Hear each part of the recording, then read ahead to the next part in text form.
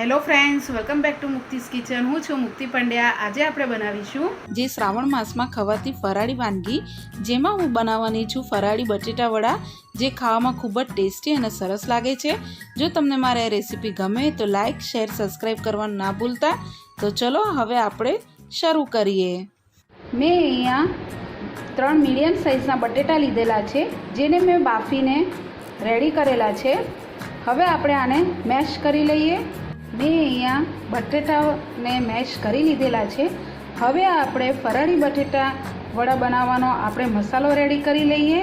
તો ચલો પહેલાં હવે આપણે મેં અહીંયા ગેસ ચાલુ કરીને પેન મૂકી દીધેલું છે અને મેં અહીંયા 1 ચમચી જેવું તેલ એડ કરેલું છે. તેલ ગરમ થાય એટલે આપણે એમાં 1 ચમચી જેવું જીરું એડ કરીશું. જીરું ગરમ થઈ જાય એટલે આપણે એમાં લીલા મરચાંની મેં આ પેસ્ટ લીધેલી છે. મેં આને અધકચરી વાટેલી છે. તમારે જો ઝીણા ટુકડા લેવા હોય તો તમે લઈ શકો છો. હલાવી લઈશું સરસ. લીમડાના પાન લીધેલા છે, જેને મેં ધોઈને અને ઝીણા સમારી લીધેલા છે.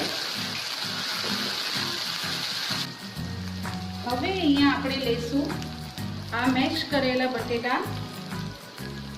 એને આપણે એડ કરી લઈશું.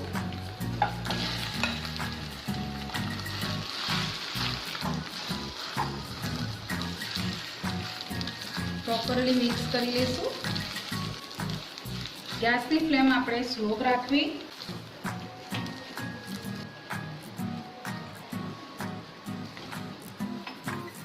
અહીંયા બટેટા મરચાં સરસ રીતે મિક્સ થઈ જાય પછી એમાં આપણે એડ કરીશું સ્વાદ પ્રમાણે મીઠું,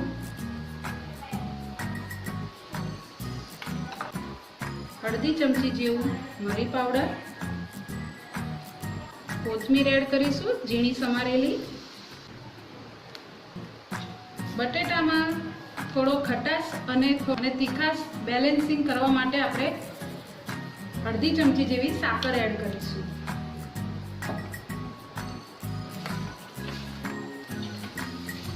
હલાવી લઈશું.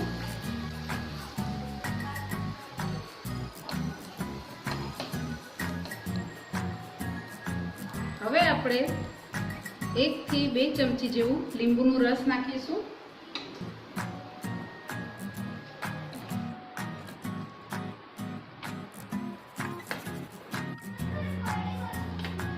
આપણું અહીંયા સરસ મિક્સ થઈ ગયું છે. હવે આને આપણે ઠંડુ થવા દઈશું. બટેટાનો જે માવો બનાવેલો છે એ આપણું સરસ ઠંડુ થઈ ગયું છે. હવે આને આપણે નાના નાના મીડિયમ સાઇઝના બોલ વાળી લઈશું. મેં અહીંયા બધા જ બટેટાવાળા વાળી લીધા છે. હવે આને આપણે બટેટા વડાના ઉપર કોટિંગ કરવાનું આપણે ખીરું બનાવી લઈએ. બટેટા વડાના ઉપરનું કોટિંગ કરવા માટે મેં અહીંયા અડધો કપ સિંગોડાનો લોટ લીધેલો છે અને અડધો કપ રાજગરાનો લોટ લીધો છે. જો તમારે સિંગોડાનો એકલો લોટ લેવો હોય તો પણ તમે લઈ શકો છો. રાજગરાનો લોટ લેવો હોય તો પણ એકલો લઈ શકો છો. હું બેટર તૈયાર કરી દઈએ. બંને લોટ આપણે અહીંયા લઈ લીધેલા છે. હવે આની અંદર થોડુંક મીઠું એડ કરીશું અને અડધી ચમચીથી થોડું ઓછું આપણે મરી પાવડર એડ કરીશું. બધું પહેલાં મિક્સ કરી લેવું. હવે થોડુંક કરીને ધીરે ધીરે પાણી એડ કરીને આપણે થીક બેટર બનાવી લઈશું.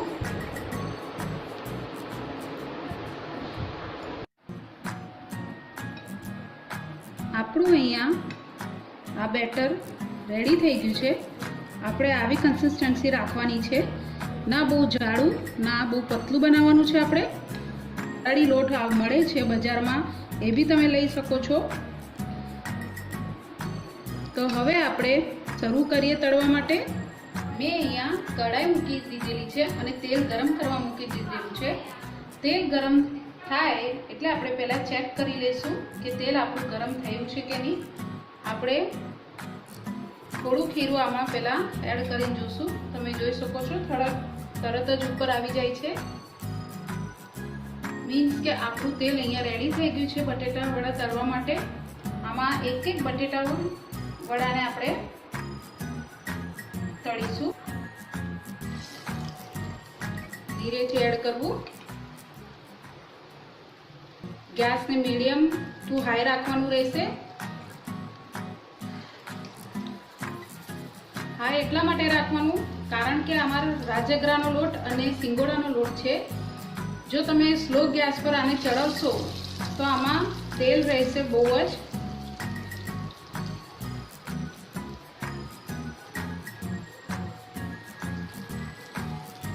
એક પેનમાં જેટલા તમારા બટેટા વડા આવે એટલા તમે નાખી શકો છો. હવે આપણે ચેક કરીએ. બટેટા વડા ઉપર આવવાની તૈયારી છે, તમે જોઈ શકો છો. આને આપણે અહીંયા ગોલ્ડન રંગના થાય એવા આપણે તળવાના છે. એટલે આપણે હલાવતું રહીશું જેથી એ ચારે બાજુ બધી બાજુથી સરસ ગોલ્ડન રંગના થઈ જાય. તમે જોઈ શકો છો અહીંયા આપણા આ ફરાળી બટેટા વડા સરસ ગોલ્ડન રંગના થઈ ગયા છે. એને કાઢી લઈશું. એવી રીતે આપણે બધા જ તળી લઈશું. બીજા બી આપણે અહીંયા ફરાળી બટેટા વડા બધા તળીને રેડી થઈ ગયા છે. હવે આની સાથે ખાવાથી આપણે ફરાળી ચટણી બી બનાવી લઈએ. તો આપણે હવે સૌથી પહેલાં ફરાળી ચટણી બનાવવા માટે મેં અહીંયા લીધી છે કોથમીર અને મરચાં, જેને મેં મીડિયમ સાઇઝમાં સમારી લીધેલા છે.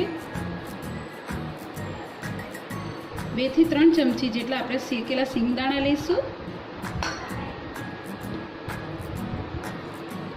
સ્વાદ પ્રમાણે મીઠું નાખીને આપણે થોડુંક જ પાણી એડ કરીને આપણે મિક્સર ગ્રાઇન્ડમાં ગ્રાઇન્ડ કરી લઈશું. ગ્રાઇન્ડ કરી લીધી છે ચટણી. હવે એમાં આપણે થોડુંક પાણી એડ કરીશું. બહુ એડ નથી કરવાનું, તમને જરૂર હોય એ પ્રમાણે એડ કરવાનું. પછી એમાં આપણે નાખીશું 1 ચમચી જેવી સાકર અને અડધી ચમચી જેવું આપણે લીંબુનો રસ એડ કરીશું. આપણી અહીંયા ફરાળી ચટણી રેડી થઈ ગઈ છે. હવે આપણે આને સર્વ કરી લઈએ ફરાળી બટેટા વડા જોડે. તો આપણે અહીંયા આ સર્વ કરીને રેડી છે. ફરાળી વડાને હું તમને અંદરથી બી બતાવી દઉં કેવા બનેલા છે. હું તમને બતાવું.